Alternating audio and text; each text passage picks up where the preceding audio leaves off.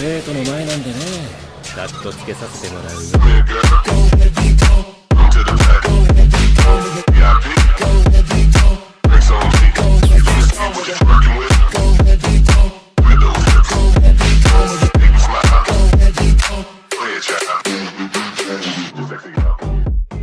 Soy más que un señor oscuro, capítulo 496 al 500. Hagrid abrió mucho los ojos. Falso, desmayado. Aunque me pasé un poco de la raya, este escarabajo explosivo ahora es mucho más obediente. William negó con la cabeza, aplaudió suavemente y el escarabajo de cola explosiva se movió de nuevo, tragándose al trasgo entero. Ahora está muerto. William arrugó la nariz. Los modales del escarabajo de cola explosiva al comer eran realmente desagradables, pero Hagrid, a su lado, parecía no percatarse de la escena. De hecho, él realmente no lo vio. A los ojos del gigante, el duende fue llevado por el pequeño elfo Dobby, que apareció de repente. En realidad, el duende estaba muerto de miedo, pero Hagrid necesitaba consuelo. William no quería manchar el corazón de este singular y puro mestizo gigante con la idea de matar, sobre todo porque no confiaba en la supuesta boca sellada de Hagrid. Una vez que desaparecieron por completo los rastros del duende, William levantó la técnica cegadora frente a Hagrid, y ambos se dieron la vuelta para abandonar la pequeña cabaña. ¿Cómo han podido sobrevivir esos duendes durante tanto tiempo? Hagrid alcanzó a William, levantó una linterna que colgaba cerca y preguntó con curiosidad. Y justo en el bosque prohibido, ni siquiera los centauros saben de su existencia. Los magos pueden vivir cientos o miles de años, ni hablar de los duendes. En cuanto a dónde se esconden en el bosque prohibido, y William negó con la cabeza. No lo sé. Era mentira. En los últimos 3 o 4 meses, si no hubiera conseguido sacarles información a esos duendes, habría desperdiciado miles de años de técnicas de tortura. Por supuesto, William no quería hablar de esto ahora, así que... Por cierto, ¿cuál es la situación entre tú y ese Máxime? Sabes, al principio no quería preocuparme por los asuntos amorosos de los demás, la velocidad con la que cambiaba de tema era como la de un búho sobrevolando las copas de los árboles.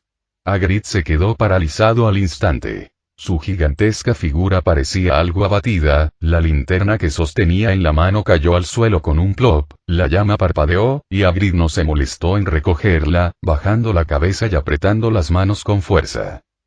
Ella, suspiró, la voz de Hagrid era baja y afligida, como la de un tejón gigante empapado por una tormenta. «Conoces mi identidad, ¿verdad, William? Soy un gigante mestizo». La voz de Hagrid denotaba cierta ansiedad, como si temiera que, en el momento en que pronunciara esas palabras, William se diera la vuelta y se marchara. Pero, por suerte, William no lo hizo. Simplemente asintió y dijo, «Claro, no es como si te hubieran lanzado un hechizo de congestión en el útero, ¿verdad? Bueno, sabía que no lo harías».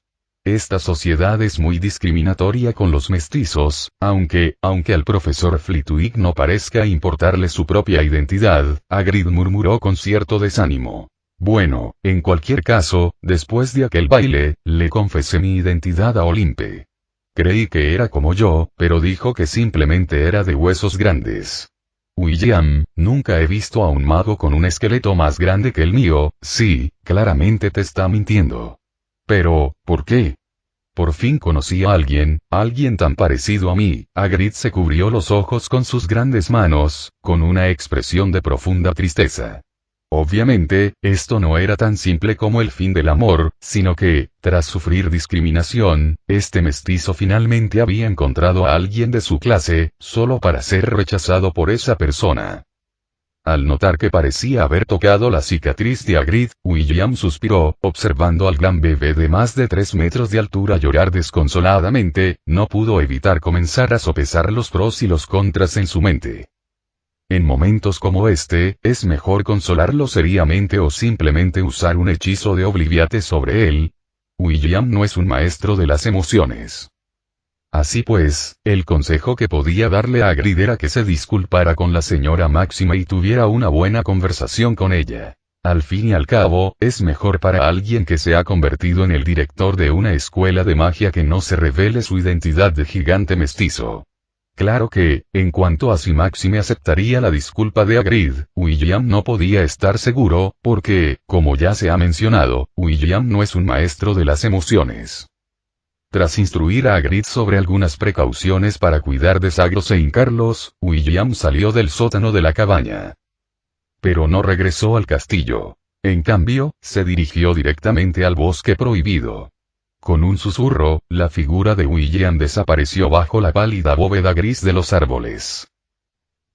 No puedes convertirte, la voz estridente de la mujer se prolongó durante un buen rato, hasta que se convirtió en una nota aguda y persistente. El muchacho de la túnica negra finalmente suspiró aliviado. Su mirada recorrió el bosque silencioso.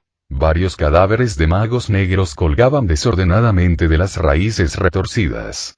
Luego, alzó la vista, su mirada se suavizó al observar el pequeño pueblo cercano donde las luces parpadeaban en el crepúsculo.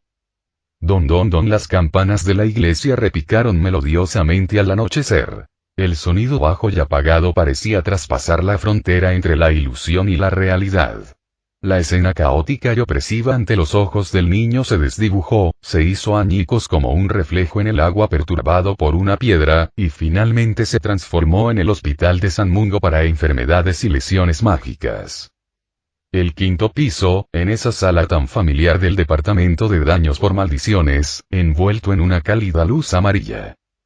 El olor a hierbas se mezclaba con la fragancia de los fuegos artificiales de la calle Mugle que atravesaba la barrera mágica, y un ligero aroma que le tranquilizaba, mamá. Mirando a la bruja de rostro redondo con una expresión amable, y encontrándose con esa mirada amorosa por un instante, Neville se incorporó torpemente. Este niño, que no había experimentado mucho cariño materno desde su infancia, seguía siendo propenso a ponerse nervioso en este tipo de interacción. Gracias, Neville. La voz de Frank Longbottom era mucho más clara que la primera vez que recuperó la conciencia tras el tratamiento. Aunque aún conservaba un ligero temblor y lentitud, la mirada, que intentaba reprimir la excitación y rebosaba de alivio, disipó la sensación de agotamiento en el corazón de Neville como el cálido sol de invierno. Está bien, no estoy cansado. Neville negó con la cabeza, y Alice Longbottom, a su lado, le secó suavemente el sudor de la frente. La mujer ya no tenía la mirada perdida ni murmuraba sílabas desordenadas como cuando William la vio por primera vez. Su mirada hacia Neville era dulce y afectuosa. Descansa un rato, dijo en voz baja. En realidad no estoy cansado. Como queriendo demostrar su valía, Neville se levantó de repente y se dirigió a la mesita que había junto a la cama de sus padres, sirviéndoles a cada uno un vaso de agua.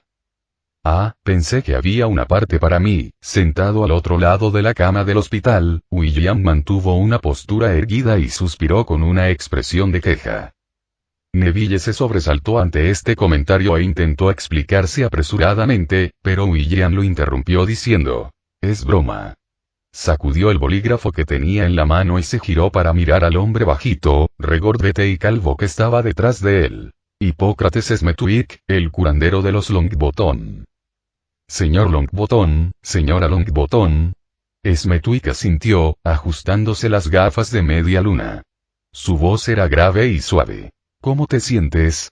¿Tienes dolor de cabeza, mareos, náuseas o vómitos? Tal como solía pedir, observó atentamente a las dos personas que yacían semi-incorporadas en la cama del hospital. Mucho mejor, Smetwick. Alice asintió, luciendo mucho más animada que cuando recuperó la conciencia y aún permanecía algo callada.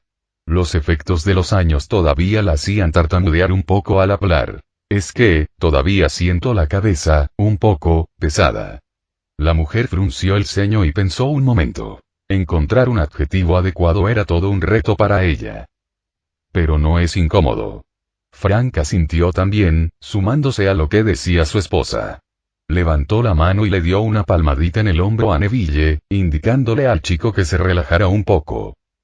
Esta escena hizo que los ojos del niño se calentaran ligeramente. Muy bien, Smetwick asintió, escribiendo rápidamente en su cuaderno con su pluma. Esto supone una mejora enorme. para todo el reino mágico, señor Richard, tratar con éxito a 2 magos enloquecidos por el encantamiento Crucio, este estudio podría incluso ser suficiente para que usted reciba la medalla de primera clase de la Orden de Merlín. En realidad, ya tengo 2 de esos, interrogación de cierre. Así que ese no es el objetivo. Smethwick William negó con la cabeza, indicándole al sanador que no prestara atención a cosas que, en esencia, eran inútiles. Este método de tratamiento no se puede aplicar de forma generalizada. Lo crucial es que sus mundos mentales caóticos necesitan tiempo para sanar gradualmente. Smethwick asintió, y el respeto en sus ojos al mirar a William no disminuyó en lo más mínimo. Sí, William, puedo llamarte así. Este método, aunque poco convencional, es increíblemente eficaz. Incluso si no se puede aplicar de forma generalizada, sirve como base para el estudio del daño mental a largo plazo. Al decir esto, pareció exhalar un suspiro de alivio. Esto es revolucionario. Tras hablar, el sanador se volvió para mirar a la pareja Longbottom, que ya estaban apoyados el uno en el otro, y luego miró a Neville. Entonces, la pregunta ahora es, ¿estás listo para recibir el alta? Esta fue la sugerencia de William, dado que ambos ya no necesitaban cuidadores. Y en ese momento, todas las miradas se dirigieron inconscientemente hacia Neville. El cuerpo del niño estaba notablemente tenso, y giró la cabeza para mirar los rostros de sus padres, que mostraban cierto cansancio pero también serenidad, un atisbo de esperanza en el futuro, pero también miró a los ojos del curandero, que claramente albergaban pensamientos no expresados. El niño estaba algo confundido. Por supuesto, anhelaba llevar a sus padres a casa, a una casa donde ya no solo vivieran él, su abuela y Trevor. Pero el niño, inconscientemente, se frotó la esquina de la ropa. Señor. William, que estaba garabateando despreocupadamente en una pizarra, levantó la cabeza confundido al oír la voz. ¿Hay algo para mí? Señor. Esta vez la voz de Neville fue un poco más fuerte y clara. Yo, estoy muy agradecido por todo lo que han hecho. De verdad. Sin ustedes, ni siquiera puedo imaginar a mi mamá y a mi papá recuperándose así. Miró a sus padres una vez más, con los ojos llenos de profunda gratitud. Pero creo que tal vez sea mejor que se queden en el hospital un tiempo más, ¿les parece bien? Tanto si se quedan como si se van. William parpadeó. Simplemente ofreció una sugerencia, y ellos debían decidir por sí mismos. ¿Por qué siento que estoy sosteniendo un cuchillo para obligarlos a todos a reunirse en casa?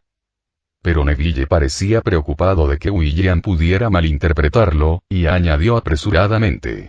Definitivamente no es porque no confíe en tu opinión, es solo que, como dijo el sanador Smethwick, mis padres son casos increíblemente raros. Si el hospital St. Mungo puede observar y registrar parte de su situación, tal vez podría ayudar a aliviar otros casos similares.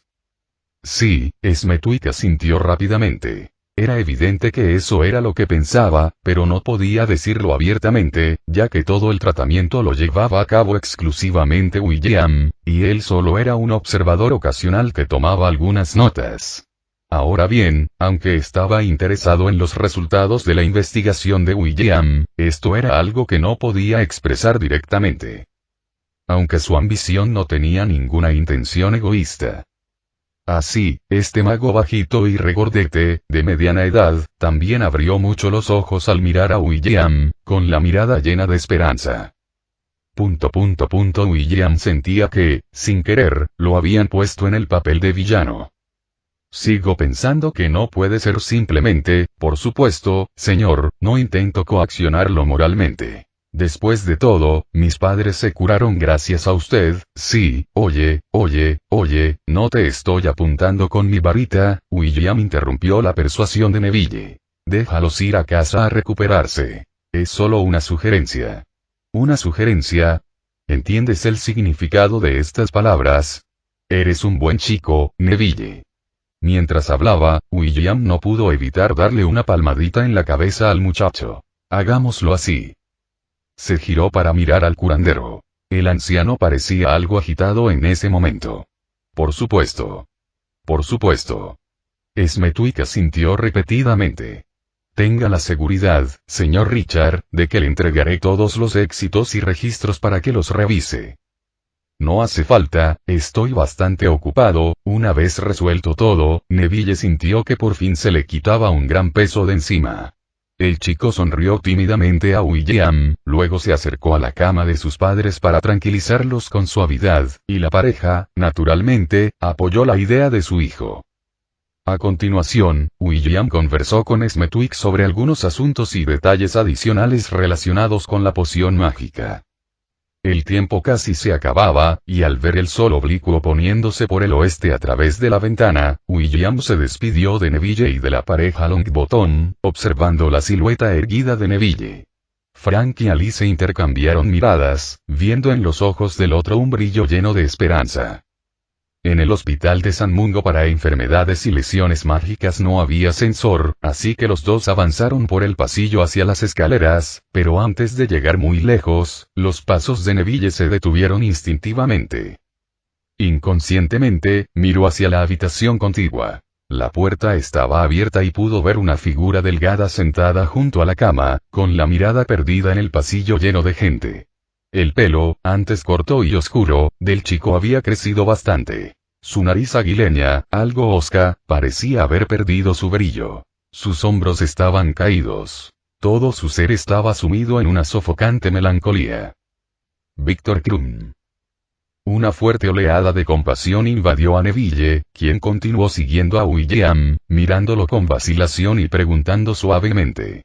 Señor mayor, el señor Krum, en su estado actual. Neville escogió cuidadosamente sus palabras, pues habiendo visto a sus padres torturados por la maldición Cruciatus, la situación de Krum parecía aún más compleja. ¿Qué le ha pasado? En ese momento, William también detuvo sus pasos, con la mirada fija en aquella figura solitaria, aparentemente aislada del mundo. William no respondió, simplemente observó en silencio. ¿Cómo llegó Krum a ser así?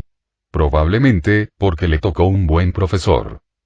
Debido a la intervención de Voldemort, casi todas las acciones de Karkaroff fueron involuntarias. Voldemort lo vigilaba constantemente, y este hombre solo podía intentar encontrar margen de maniobra dentro de un espacio limitado, mientras que Krum era claramente una víctima de las maniobras de Karkaroff.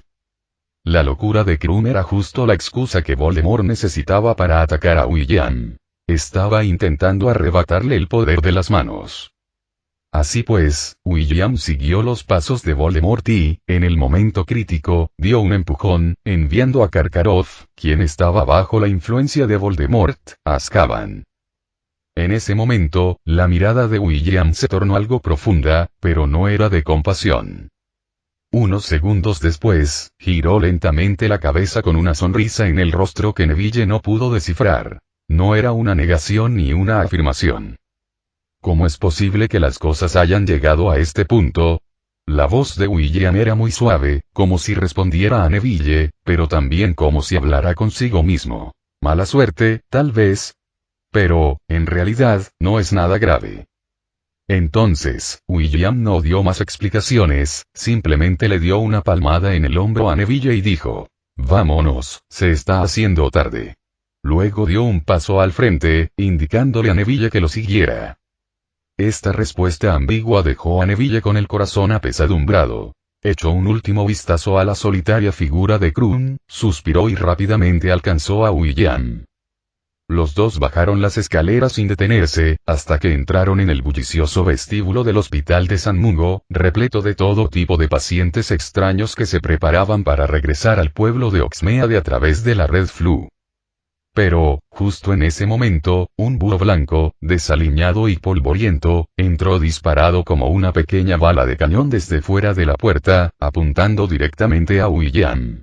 Ignoró por completo a los pacientes y al personal médico apresurados, deteniéndose con precisión en el antebrazo levantado de William, y la ráfaga de sus alas arrojó por los aires algunos folletos que estaban colocados en el mostrador de información. ¡Oh! Hedwig batió sus alas, se mantuvo firme sobre el brazo de William y, con un alegre gorjeo, se acurrucó cariñosamente contra la mejilla de William, luego levantó una pata con una carta atada a ella y la agitó suavemente hacia William. Neville observó con curiosidad al búho que debería haber pertenecido a Harry. La expresión de William no cambió ante la repentina aparición de Edwig, como si lo hubiera anticipado. Tras darle unas galletas a Edwig, William desató el tubo de la carta y sacó un rollo de pergamino. El papel se desplegó y, mientras William lo recorría con la mirada, sus ojos se agudizaron gradualmente, para luego transformarse en una especie de comprensión. Asintió y volvió a enrollar la carta. Neville. La voz de William se mantuvo tranquila. Necesito ocuparme de algunos asuntos, ¿puedes regresar a Hogwarts por tu cuenta? ¿Y llevarte a Edwig contigo?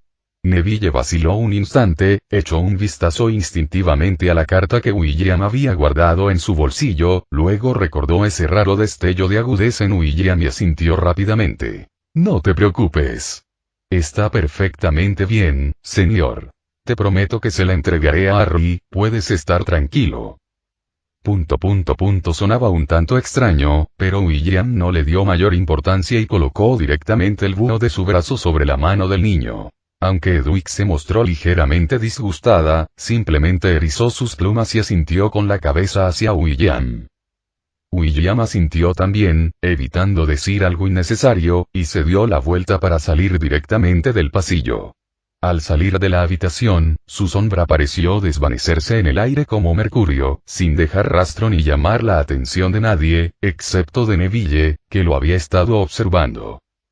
Con la mirada fija en el lugar donde William había desaparecido, Neville sacudió ligeramente la cabeza, desprendiendo una inexplicable inquietud, alzó la mano para sujetar el pico de Edwig mientras ésta picoteaba sus dedos, y acunó a la lechuza Nival en sus brazos, caminando hacia el pasillo que conducía a la sala de la chimenea.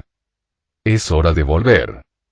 Las llamas verdes de los polvos Flu parpadearon, y Neville emergió de la chimenea de la posada Las Tres Escobas en el pueblo de Hogsmeade, entrando en el pueblo que poco a poco se iba calmando. Edwig batió sus alas de inmediato, escapó del abrazo de Neville, se transformó en una nube de caspa y se desvaneció en el oscuro cielo gris. Neville no prestó más atención. En cambio, siguió el camino conocido de regreso al castillo de Hogwarts, con el cielo ahora completamente cubierto por la noche índigo, donde las estrellas centelleantes y la luz de las torres del castillo parecían pulsar suavemente. ¿Por qué tan tarde? Filch, que le abrió la puerta a Neville, estaba acunando a un gato en la entrada y le lanzó una mirada sospechosa al rostro de Neville, como si temiera que, si éste no podía dar una explicación razonable, pudiera mostrarle una miríada de instrumentos de tortura. Salí con el señor William, dijo Neville con sinceridad. Ja, es William otra vez.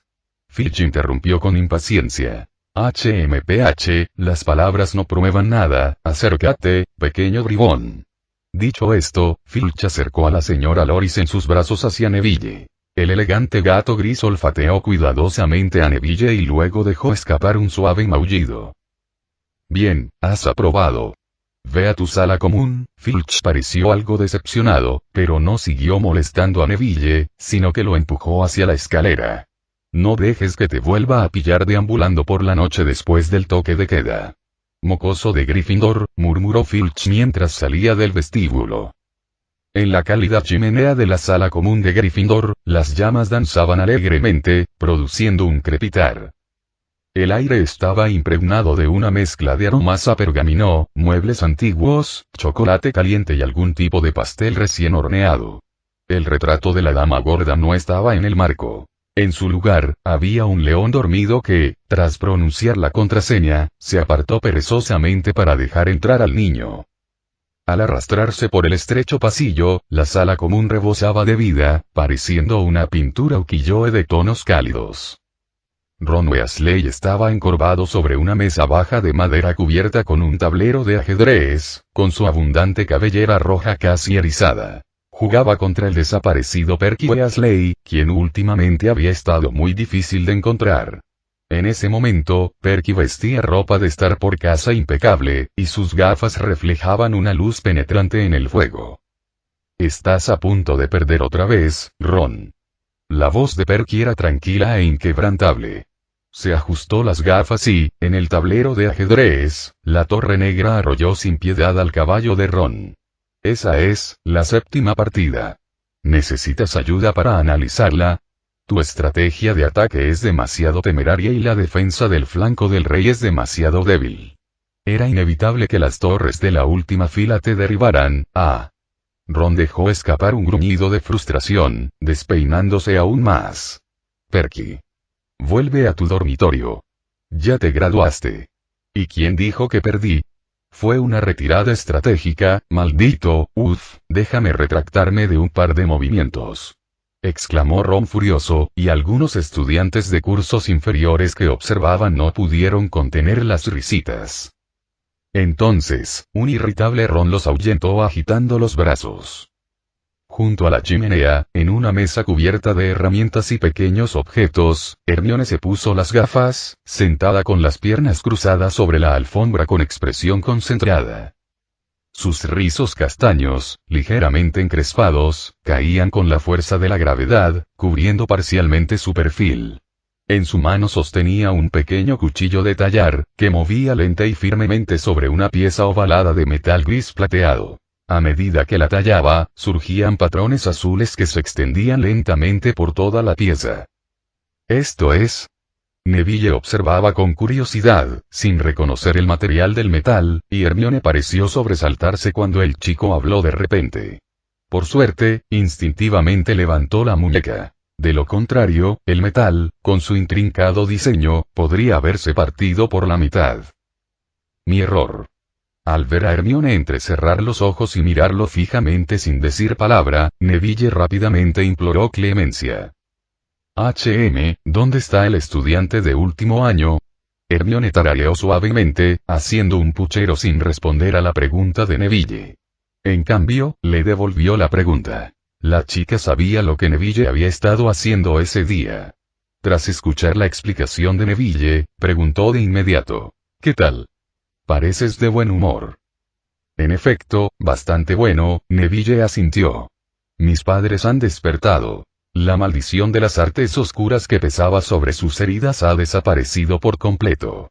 El anciano dijo que la curación total es solo cuestión de tiempo. Felicidades. Hermione asintió feliz. Gracias, Hermione, así que, Neville asintió, recorriendo con la mirada la mesa frente a Hermione. Junto a la mano de la chica, una cadena de plata yacía en una pequeña caja forrada de terciopelo, junto a un solitario reloj de bolsillo, de esos sin tapa. Al lado, bajo unos libros de consulta, había una hoja de papel con el dibujo garabateado de un pastel. Neville parpadeó. Vale, déjame adivinar, se acerca el cumpleaños del estudiante de último año.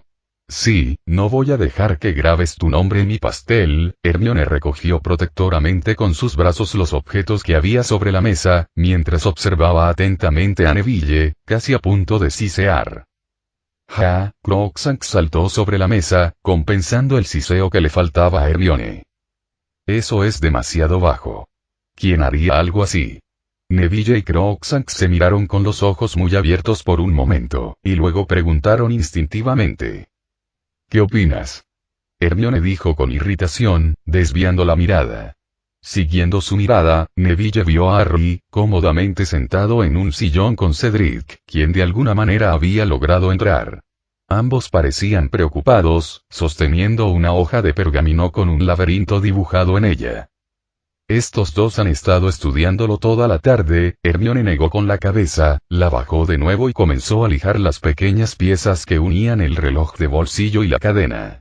Los días que se pasan en prisión siempre son aburridos, incluso dolorosos. El trabajo repetitivo diario, los guardias que disfrutan golpeando a los prisioneros e incluso las charlas informales con otros reclusos podrían ser monitoreados, aunque nada de esto ocurre en Azkaban. Allí, los reclusos no necesitan trabajar, ningún guardia entra corriendo para golpearte en el estómago y puedes hablar libremente con tus compañeros de celda. Por supuesto, siempre y cuando aún te quede algo de ánimo. Es bien sabido que los dementores claramente no entienden el lenguaje humano, o tal vez sí lo entienden y simplemente no les importa. En Azkaban, puedes hacer lo que quieras y seas capaz de hacer, como por ejemplo aprender a reparar inodoros o incluso desarrollar una secta. Obviamente, ningún mago aprendería lo primero, pero Gilderoy Lockhart descubrió que alguien llevaba tiempo trabajando en lo segundo. Al principio, cuando escuchó que había sido sentenciado a 30 años en Azkaban, la reacción inmediata de Lockhart fue de leve alivio. Originalmente pensó que podría recibir un beso de un dementor o cadena perpetua en Azkaban. 30 años era ridículamente largo, pero decir que era poco, bueno, no realmente poco, pero no era del todo desesperanzador. El año en que fue encarcelado tenía 29 años. 30 años después, tendría casi 60, lo cual no es una edad particularmente avanzada para un mago. ¿No te has enterado? Incluso un hombre de 110 años puede ser considerado el mago blanco más poderoso del mundo, y cierto examinador que supervisó sus exámenes finales de magia sigue trabajando. Es solo que el reino mágico no parece imponer la jubilación obligatoria a cierta edad. Mientras creas que no morirás haciéndolo, puedes seguir trabajando hasta la muerte. 30 años después, sería liberado, y para entonces nadie se acordaría de él. Aunque no podría seguir escribiendo libros bajo el nombre de Lockhart, recuperaría el dinero escondido en su bóveda de Gringotts, escribiría algunas historias para ganar dinero y relanzaría su empresa de champú. Incluso antes de entrar en prisión, Lockhart había planeado meticulosamente sus actividades posteriores a su liberación. Había pensado que estos 30 años serían duros, pero jamás imaginó que serían tan condenadamente difíciles. Bajo la influencia de los dementores, el viaje mental de Lockhart durante los últimos 2 años se repitió en un bucle. Querer morir, intentar hacer cerámica, encontrarlo totalmente desmotivador, arrepentirse, derrumbarse, querer llorar desconsoladamente, perder incluso la fuerza para llorar, seguir queriendo morir, en ciclos interminables. Si estos 30 años se iban a pasar así, pensó Lockhart, tal vez habría un día entre esos 10.000 en el que, inexplicablemente, reuniría las fuerzas necesarias y usaría con decisión la cerámica de barro, ya que no era como la loca del pasillo de al lado, que recitaba el manifiesto de acción de los mortífagos cada mañana para animarse. Wailing was puntual like an alarm clock, though Lockhart didn't really know how long it been in Azkaban or when the sun would rise. That's how I felt until I suddenly discovered that starting from a certain day 3 months ago, it no longer heard the wailing of that woman. Of course, it's not because I went deaf, but because that group had started to howl together every morning. The scene was like a sea of people, loud drums, and fireworks. It even made Lockhart feel he wasn't locked up in Azkaban but caught and thrown into a Muggle fraud syndicate base talk. This wizard didn't know what a Muggle fraud base was like. That's how I felt, and then, even stranger things happened. 12 Dementors disappeared. Well, they didn't completely disappear, but they stopped appearing frequently in his sight. 12 Dementor status et passed through the corridor daily vanished, replaced by 12 brainwashed cult followers or, showed beside the theaters. Yes, no Lockhart knows voices, Voldemort is ready for a comeback. Lockhart was initially terrified because he wasn't a pure blood wizard. Is motero as a wizard, but is fatero as a Muggle, and although Gebrocket with that Muggle electrician after graduating from Hogwarts, as an experienced wizard of the first Wizard War, Lockhart knew well how cruel the theaters could be to kids from reading the proper daily. It's the most reliable information source a normal wizard could access. Otherwise, what should they trust? The Quibbler?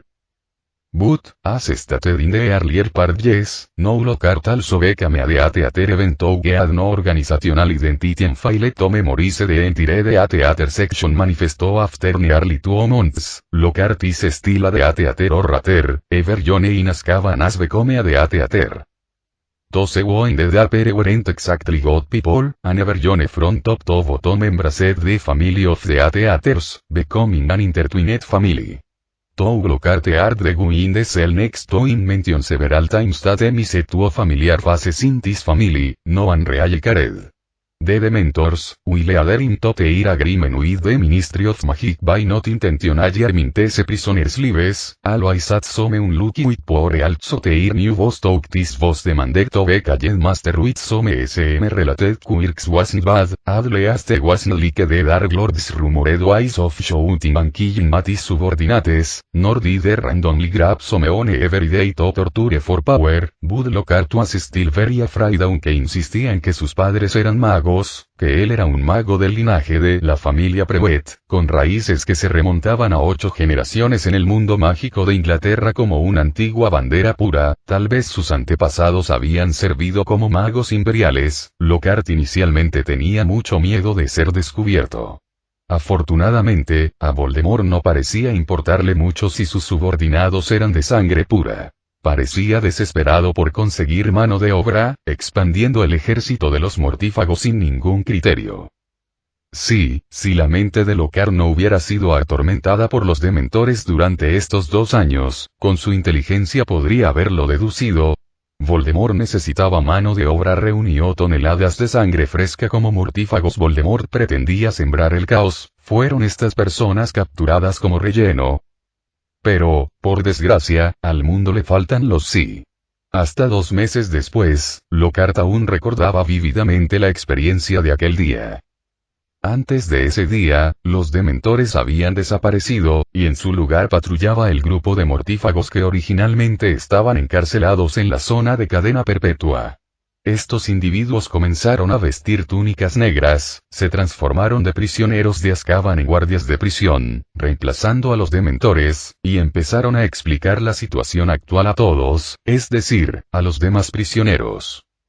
Ese día, un hombre llamado Radolphus Lestrange abrió la puerta de su celda y le dijo a Lockhart que ahora tenía 2 opciones. Ríndete o muere. En ese instante, la punta de la varita mágica del hombre ya brillaba con un tenue resplandor verde, y Lockhart supo, naturalmente, que debía actuar con prudencia. Tras convertirse en un glorioso mortífago, la vida de Gilderoy Lockhart en Azkaban experimentó un gran cambio, tanto que incluso tuvo ganas de escribir otro libro titulado Lockhart y los mortífagos en Azkaban, pero, por desgracia, no tuvo mucho tiempo, ya que tuvo que ayudar con la evangelización, o mejor dicho, con persuadir a otros prisioneros para que se unieran. Tomó mucho tiempo porque Azkaban, al ser una arquitectura mágica, era mucho más grande de lo que parecía desde el exterior. Mientras tanto, siempre había algunas personas obstinadas que, aunque finalmente se sometían, Lockhart podía percibir claramente que no estaban del todo convencidas. Igual que él. Pero, por suerte, a esos mortífagos no les importaban esas cosas. No sufrían ningún dolor físico. En cambio, conseguían camas mucho mejores que esas esteras de paja húmedas, sucias y apestosas, un alojamiento mejor que los nidos de piedra, y, con la excepción de la comida, sus condiciones de vida mejoraron enormemente. Muy meticuloso, porque según la ley de transfiguración elemental de Gump, un mago no puede conjurar comida de la nada. Sin embargo, la labor de evangelización seguía avanzando lentamente porque cada mes había algunos días aproximadamente 2 veces por semana en los que los aurores del Ministerio de Magia venían a realizar inspecciones, y en esos momentos, todos tenían que permanecer en sus celdas todo el día, tumbados sobre esteras de paja. Los dementores aparecían en los pasillos y todo el trabajo se detenía. Hasta hace medio mes, finalmente terminaron con las actividades de evangelización, después de lo cual todos se reunían en una plaza cada mañana. No pregunten por qué habría una plaza en Azkaban. Es un edificio de magia medieval, mientras no haya iluminación eléctrica es razonable, y entonces aparecía su jefe. El que se llama Voldemort, un monstruo. Sí, cuando Lockhart vio por primera vez el tumor que le crecía en el cuello a un hombre de mediana edad, casi se orina de miedo. Por suerte, no llevaba ropa interior, así que solo tuvo que secar sus pantalones exteriores. A ese tipo no se le podía describir con palabras, por más repugnantes, sucias y retorcidas que Lockhart le lanzara, parecían insuficientes. Parecía un monstruo de 2 caras saliendo del infierno. Lockhart simplemente no podía imaginar nada más repulsivo en el mundo. Por supuesto, eso se debía a que se perdió los buenos tiempos y nunca vio la obra maestra del maestro de la creación, Rubeus Hagrid. Luego, Voldemort pronunciaba un discurso de unos 20 minutos, su voz ronca y grave resonaba por toda la plaza, cuyo tema central era más o menos: esos tipos nos encerraron en Azkaban, nos hicieron coexistir con los dementores, nos están torturando, debemos contraatacar, una barra de pan cuesta 50.000, algo así. En realidad, Lockhart no se sentía particularmente inspirado, pero estaba claro que el trabajo de Voldemort no era tan sencillo como él imaginaba. Desde dentro, en lugares que Lockhart y otros no podían sentir, a todos les habían implantado sellos ideológicos de acero. Al contemplar la plaza que tenía delante, a un grupo de fanáticos sangre fresca, un atisbo de preocupación brilló en los ojos de Voldemort, si es que esas dos rendijas rojas en el tumor podían considerarse ojos. ¿Por qué estás dudando? Una voz juvenil resonó a sus espaldas. Voldemort giró la cabeza y miró la plataforma de piedra que tenía detrás. Un joven mago, vestido con traje, estaba sentado con las piernas cruzadas al borde de la húmeda plataforma. Al ver a Voldemort darse la vuelta, el pequeño Tom no pudo evitar fruncir el ceño. ¿Cuántas veces te lo he dicho? ¡Qué feo te ves! ¡Qué vergüenza! No son de mucha utilidad. Voldemort ignoró por completo los comentarios sarcásticos de la otra mitad de pequeño Tom. Era evidente que esas palabras ya no le afectaban. No sabía si su corazón se había fortalecido o si su capacidad para protegerse del sarcasmo de pequeño Tom había mejorado. Nunca tuvimos la intención de depender de ellos para nada importante, Tom. El pequeño Tom negó con la cabeza. Después de mucho pensarlo, no sabía cómo llamar a Tom Senior, así que simplemente lo llamó Tom, ya que Tom Senior generalmente lo llamaba mocoso, pequeño engendro, etc., y no se confundiría. Nuestro plan necesita mucha gente, muchos magos, necesitamos mantener ocupados a esos dos. No, solo a uno, a Dumbledore no hay que temerle.